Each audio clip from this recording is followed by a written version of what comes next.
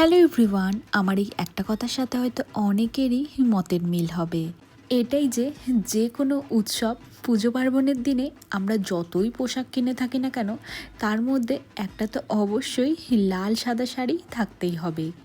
আমি তো বিয়ের পর থেকে দুর্গাপূজায় অষ্টমীর অঞ্জলি বা সিঁদুর ছোঁয়ানোর জন্য সবসময় একটা লাল সাদা শাড়ি নিয়েই থাকি। আর এই সুন্দর কোটা গাদোয়াল লাল সাদা শাড়িটা অবশ্যই এটার হলুদ পাড়ও রয়েছে। এই পাড়টাকে মনে হয় গঙ্গা যমুনা পাড় বলে, তাই না? তো এই শাড়িটা আমি নিয়েছিলাম ফেসবুকের অঙ্গরাগ পেজ থেকে। অবশ্য ওনাদের ইনস্টাগ্রামেও অ্যাকাউন্ট রয়েছে। ব্র্যান্ডকে আমি ট্যাগ করে দিয়েছি। দুর্গাপূজা তো শেষ, কিন্তু সামনেই কালী পূজা আসছে। তো কালী পুজো উপলক্ষে এরকম লাল সাদা শাড়ির পাশাপাশি আরও কিছু শাড়ি রিজনেবল প্রাইসে পেতে চাইলে ওনাদের সাথে যোগাযোগ করে নেবেন। তো এবছর অষ্টমীতে অঞ্জলি দেওয়া হয়নি ঠিকই, তবে তিনজনেই ম্যাচিং পোশাক পরে রেডি হয়ে ভেবেছিলাম আমাদের এক চেনা পরিচিতর বাড়িতে দুর্গাপূজা হচ্ছিল, সেখানেই নিমন্ত্রণ ছিল, তো ভেবেছিলাম ওখানেই যাব।